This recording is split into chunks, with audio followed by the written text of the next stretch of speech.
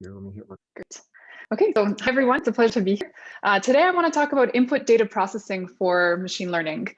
So my hope is to tell you about what input data processing is, why we should care about it, and also what we can learn from a fleet-wide study of millions of real machine learning jobs at Google and how they are ingesting and processing data. So feel free to interrupt with questions along the way.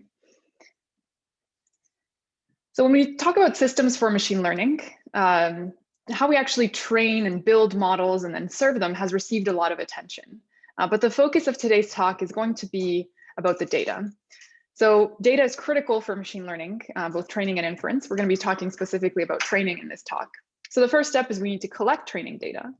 But before we can actually serve it as batches of examples for our model to learn from, there's a certain amount of processing that needs to happen to this data. Some of the processing can be done offline. So this includes things like cleaning the data, extracting features, validating, normalizing data, or other operations that really require a full visibility of the whole data set.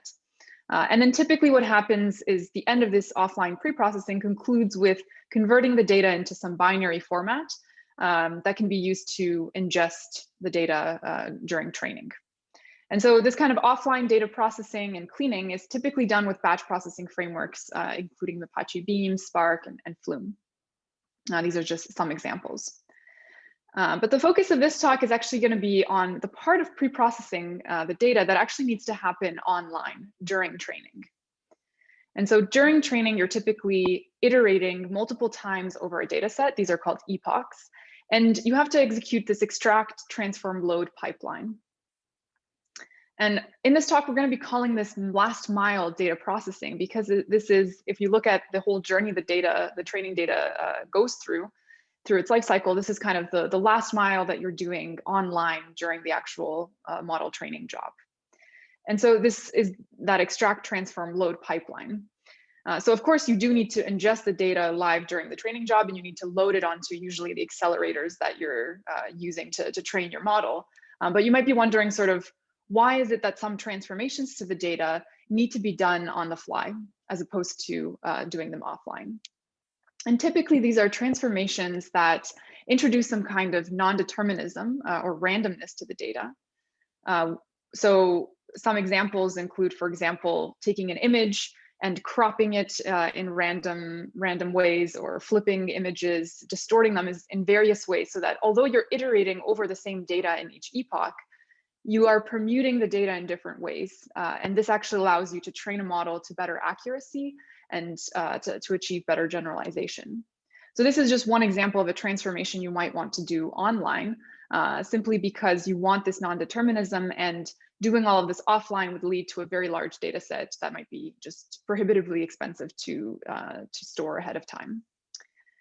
Other things you might want to do at runtime, as opposed to offline, are things that you want to parameterize during the learning process. So for example, you need to shuffle elements, and you might want to have different ordering each time. So you need to shuffle as part of your training step, or you usually need to batch examples, and you might want to tune that batch size depending on what kind of actual hardware deployment you have, what type of model you're using, and so on. Similarly, you might also want to play around with and experiment with which kind of features you actually want to use. So filtering between multiple features in this data set composed of several records. Maybe you just want to filter on several columns, or maybe you want to filter different rows, different elements. Maybe you have class imbalance and you want to upsample or downsample some classes. So these are examples of what happens in this last mile data processing.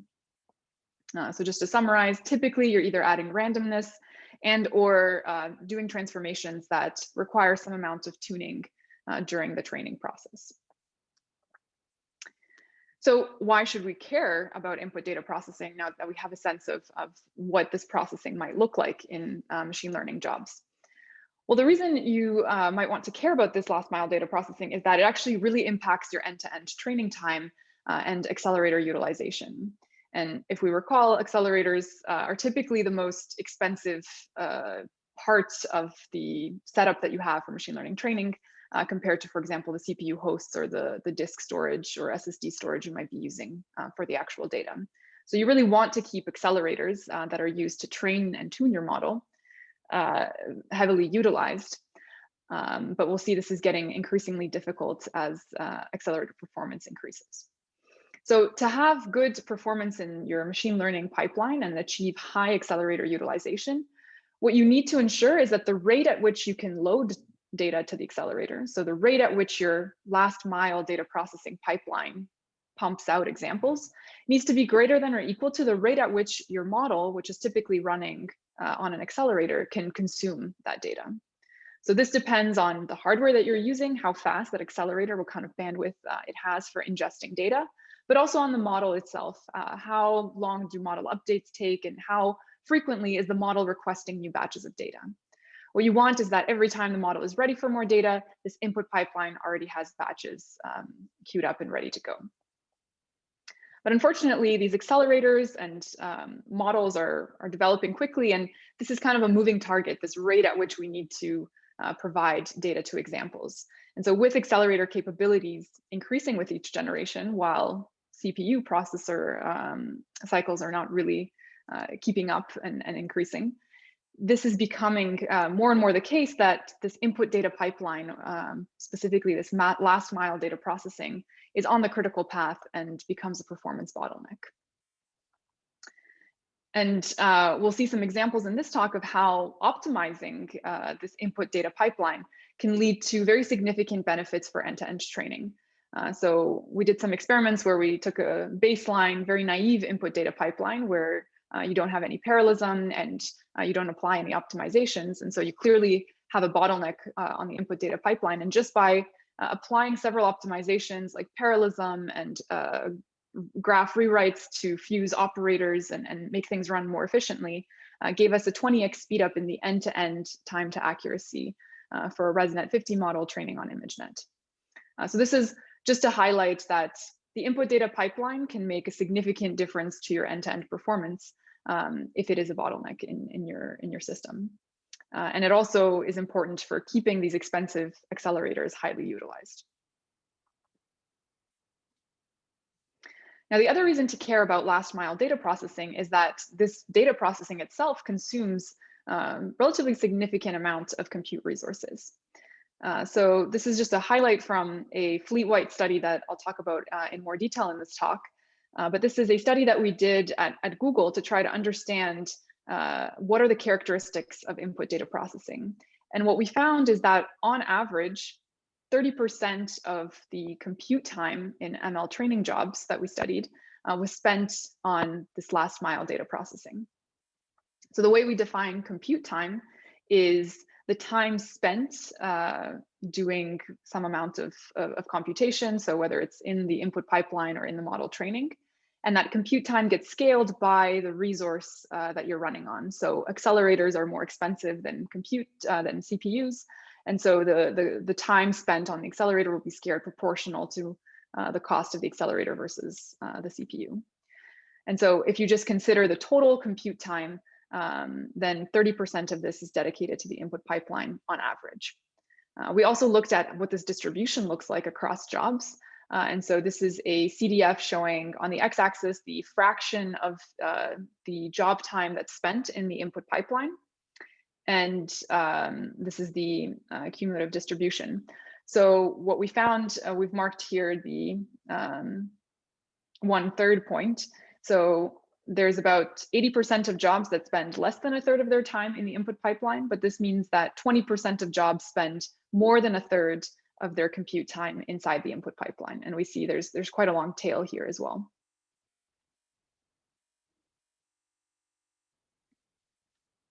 So TF data is the frame. So where is input processing done today in machine learning? You're typically doing this as part of, it's usually integrated inside the machine learning framework that you're using, like TensorFlow, PyTorch, MXNet, and so on.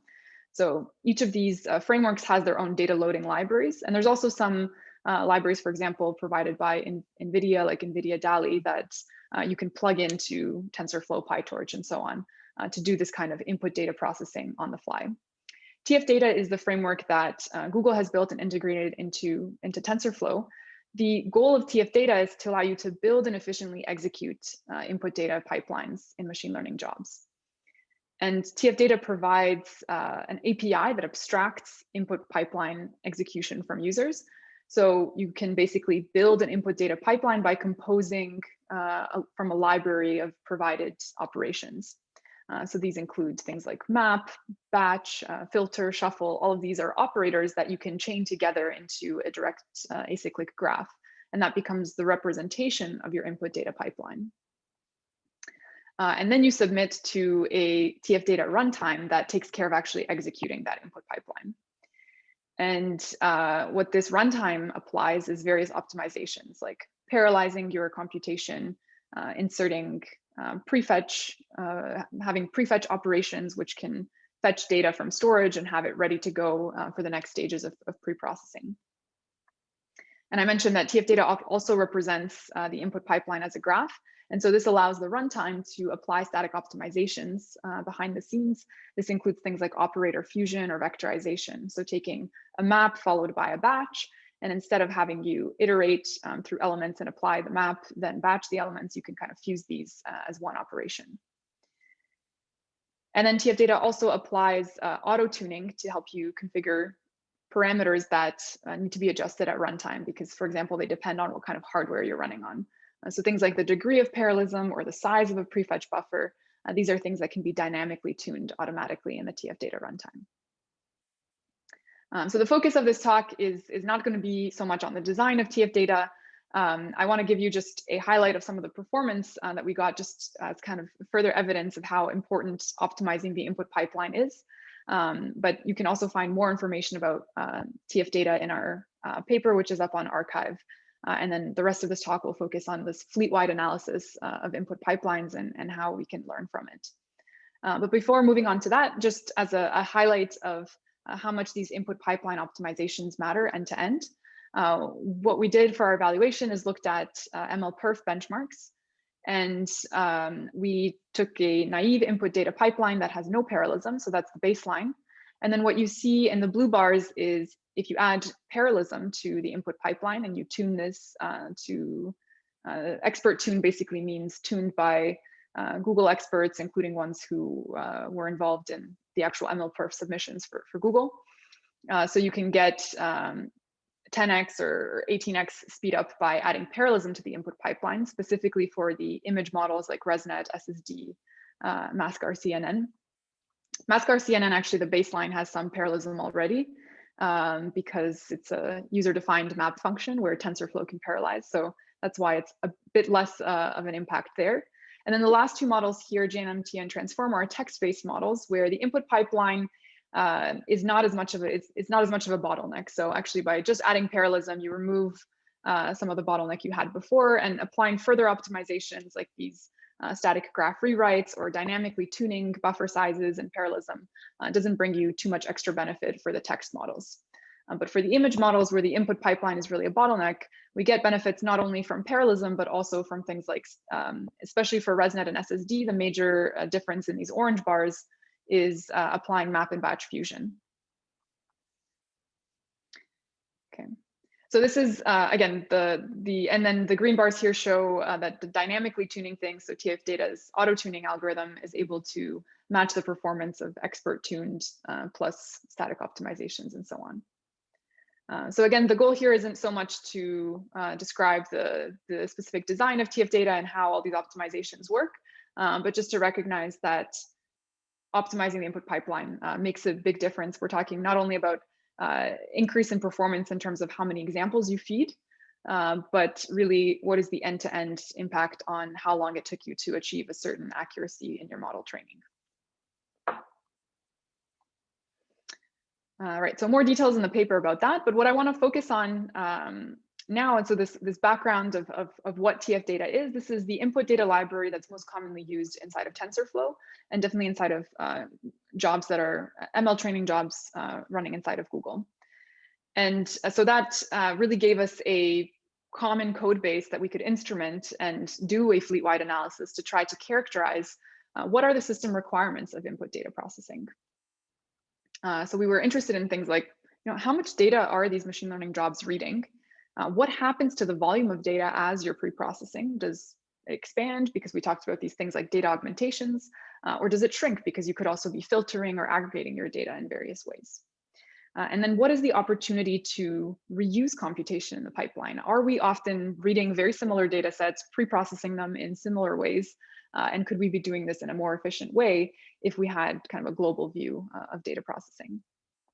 So our main goal with characterizing input pipelines is looking for opportunities to further optimize input data processing.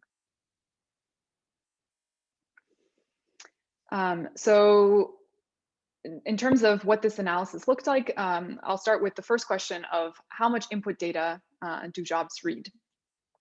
So this is a CDF. You're going to be seeing a few CDFs in this talk. So the x-axis here is the bytes read from storage. How much data is ingested by this machine learning job. And we have the cumulative distribution across jobs in the blue line, and the orange line is the cumulative distribution in terms of jobs weighted by their compute time. So more compute-intensive jobs are weighted higher than less intensive jobs in this orange line, whereas jobs are just treated all as equal in the blue line.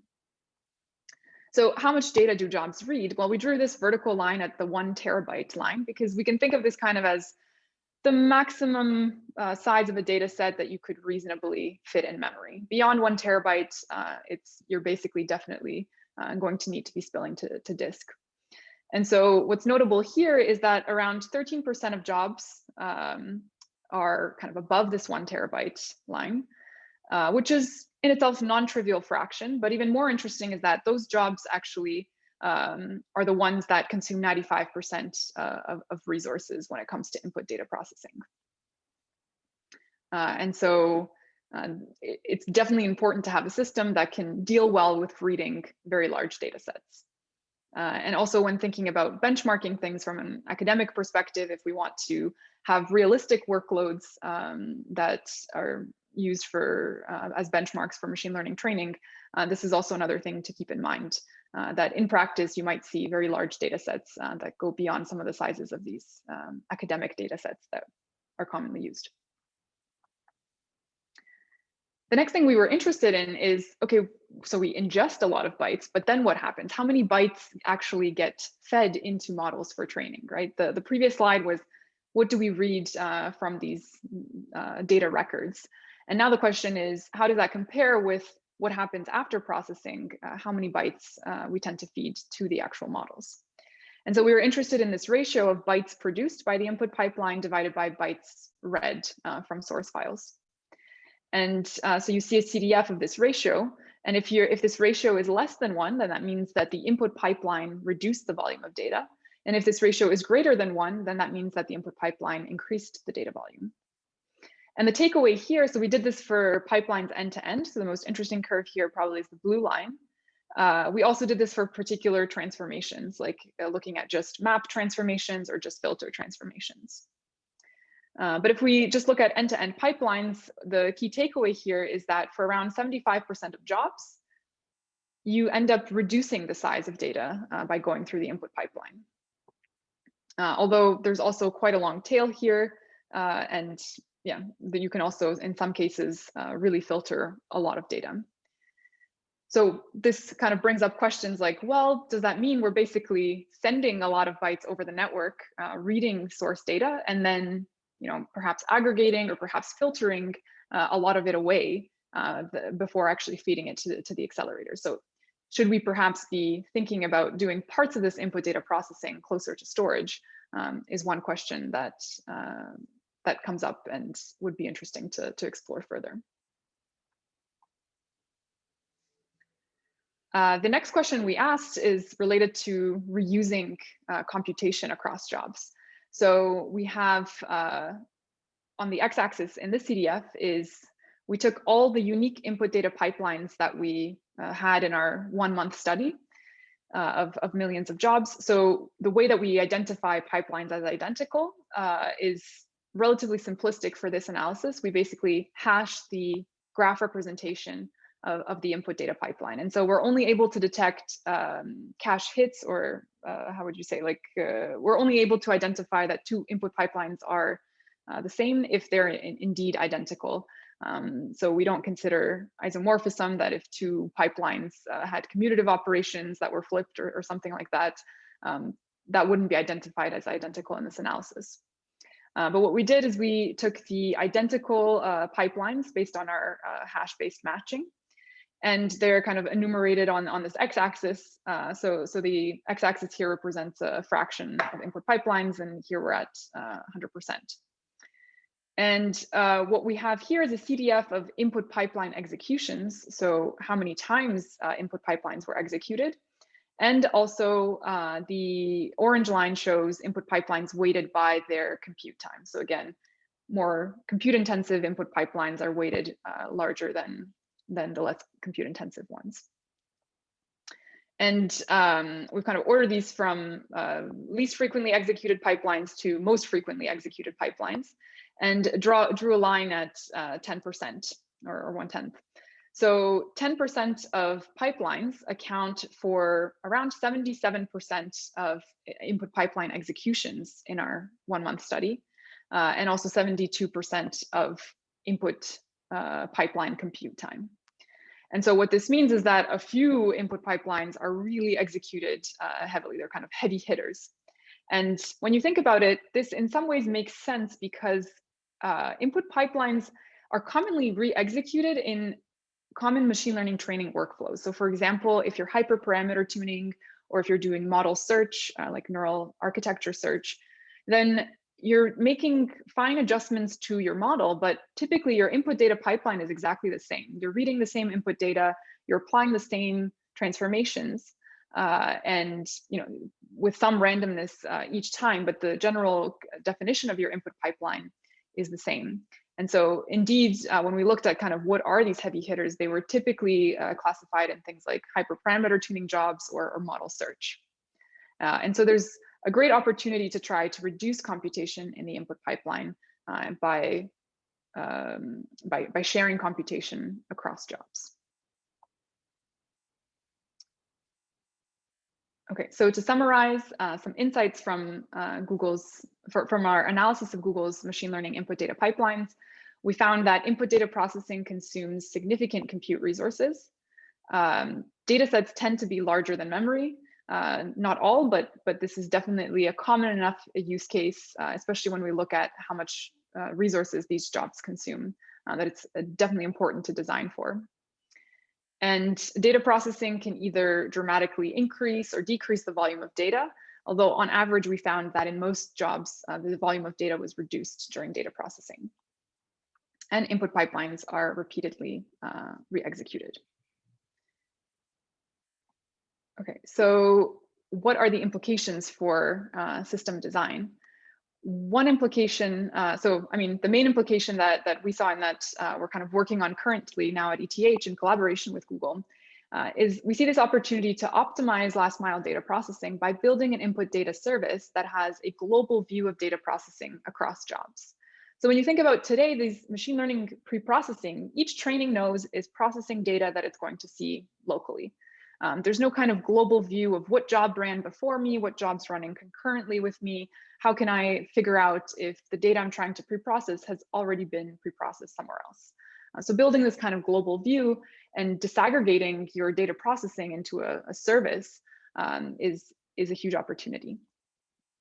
What we'd like the service to do is to automatically scale distributed resources for data processing so that it can eliminate input data bottlenecks, right? It's all about throughput, and you can always get better throughput by scaling out, but how much should you scale out by? So making these kind of decisions is something that would be well suited to an input data service to do.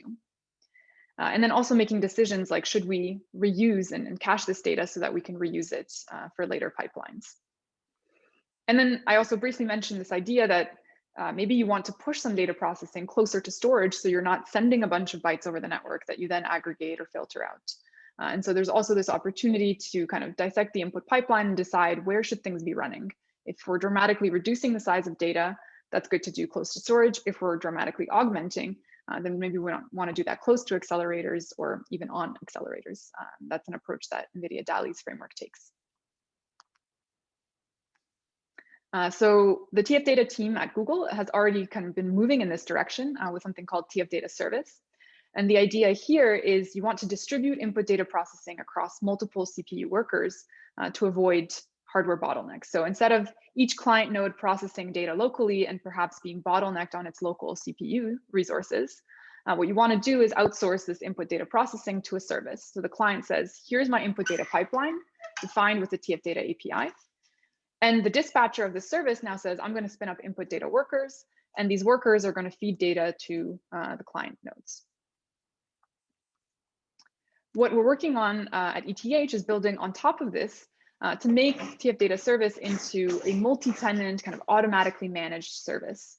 So in the past year, this TF-Data service is something currently today available open source, but it's something that you as the user would spin up for your particular job and decide manually how many workers you want, and it's kind of self-managed service. What we'd like to do is make this more into kind of a cloud service or automated service that will automatically scale resources. So decide how many input data workers, decide whether to share resources or not across jobs, and allow this to be multi-tenant. So allow jobs to be submitted by multiple users. And each user should be able to run their input data processing in the service and get back data at a rate that matches whatever their training node can, whatever rate their training node can consume data at. And then we also want to add this caching aspect where the dispatcher decides, actually, do I have for this input data pipeline, have I already cached this before? Can I just return it from cache? Or is it time to cache this data set now because I anticipate this is a heavy hitter or a very compute intensive pipeline. So making these kind of decisions automatically is something that we're working on. This is joint work with students at ETH and also Chandu Tikat and the TF-Data team at Google. And I'll just give very briefly a few insights as to why caching is challenging. So unlike in a traditional data analytics job, if you cache, you just retrieve the same data, it's pure system optimization, it's good for throughput and so on. That's still true here, but one thing we need to consider is that a lot of these transformations that we're doing in the input pipeline add randomness. And if we just naively cache, then we remove that randomness, and that can have negative impact on training accuracy. So we need to be careful about how we cache data and when it's safe to do so and when not. How does that play out? So there's a lot of different things to consider in the cost benefit equation, like how compute intensive is an input pipeline, how frequently is it executed, is input data processing the bottleneck in that training job or not? Because if you're not bottlenecked on the input pipeline, then there's no point in scaling or caching and trying to improve input pipeline performance. And then what is the cost of caching? So what is the impact on training dynamics? And what is the amount of storage space that you need in order to cache the materialized view of that data set? And then also, how do you detect a cache hit? As I mentioned, we had this very naive way of doing this in our fleet-wide analysis where we just compute a hash of the graph. But there's kind of more opportunities for reuse if you can consider graph isomorphism. And you also have to consider things like access control, right? If this is a multi-tenant service, just because you have a cache hit, should that user really have access to that data? Are those users that trust each other or not? Yeah, and if you want to consider not just caching entire results of the input pipeline, but some subgraphs, then also your search space kind of explodes, and you need some way to prune this and to reason about it. So these are some of the research challenges that we're currently working on. And I just want to point out that it's been exciting to see that the input data pipeline has become a more and more active area of research in computer systems. So these are just some examples of other papers that have emerged in the last year or two that are also looking at various ways of optimizing the input data pipeline. So I'll conclude here, and I'm happy to take questions. And I just see now actually that there's a few in the chat. Okay, so, or are these, yeah, okay. Yeah, so do people want to ask, yeah, however you want to please start with these, and people who want to ask more, but then speak up afterwards verbally or post them in the chat. Thank you. Mm-hmm. Okay, so if you are given a new workload, can you predict how much the speed up will be from the optimizations without running the workload? So there is an auto tuning. So I presume this is talking about the TF data auto tuning. So there is an online model that the auto tuning algorithm is using. It's a hill climbing algorithm that's trying to decide, kind of measuring what is the output latency of each node in the input pipeline, and it's trying to model if you adjusted parallelism and so on, how this would impact. So it's not perfect, but we've kind of seen that it tends to work well enough. But this is definitely a hard problem, and yeah, it's still an active area of optimization. Okay, how important is the problem of big data sets when doing data parallelism? Okay, so I guess you're talking about what you could do. One way to train machine learning models is to have different copies of the models and send different subsets of the data to them and combine at the end. So yes, you could always kind of partition your data set and feed it to different versions of the model. But I mean, in the end, you need to, you might see the effects of this then later when you need to kind of synchronize and update all the models together. And I mean, the trend right now with these data sets is really that it seems to be growing almost exponentially. And so it's reasonable to just expect that you will need a way of handling larger than memory data sets even per training node. But this is, yeah, it's an interesting question also of how, what should the hardware look like? Should we have very beefy accelerators, many accelerators attached to just a few CPUs, or how do we balance the CPU resources and hardware resources for training? Are there multiple models for any of these problems? And for cases where there are multiple models, how much does accuracy? Okay, so this is referring to slide 28. Let me just go to that. Okay, so are there multiple models? How much does accuracy increase as there are increases in the ratio of data produced to data consumed? So if you're on the right, if you have two models and one is way towards the right and one is way towards the left, do you tend to have more accuracy for the one on the right than the one on the left? Okay, yeah, so this is a bit, yeah, it's hard to say from our analysis because we're capturing, yeah, so I didn't really explain, I guess, the nature of these different jobs. These are image, text, audio, all kinds of different data modalities, all kinds of different types of models. And we think that what's happening, like why filtering might be common, is that in an organization, for example, like Google, you have large data sets that might be used for various different purposes.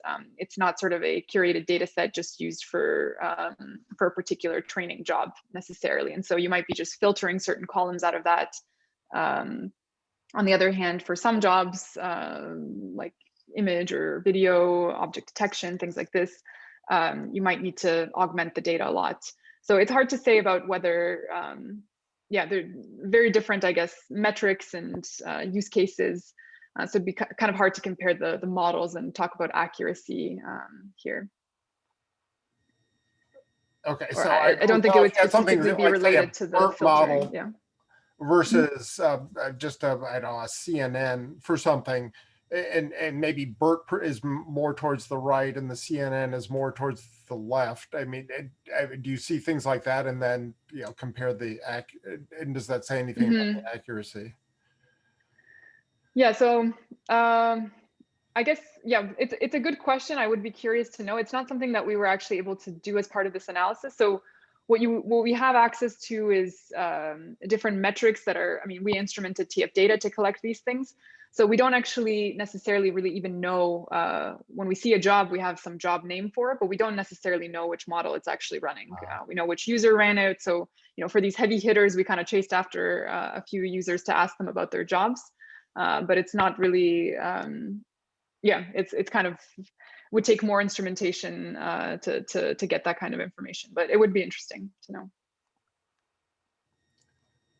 Okay. Other Great, questions? Yeah. Does anyone want to unmute and ask additional questions? Or in the chat? Okay, well, I think actually we're... So Anna, I have one question. Hi, this is Parijat. So Hi. you were talking about exploiting the commonality between the pipelines and to cache the transform data, right? Is that correct? Yeah. So my question is that if the pipelines are very similar or they are same, then why you are caching the transform data? Why don't you just cache the final model that you have trained?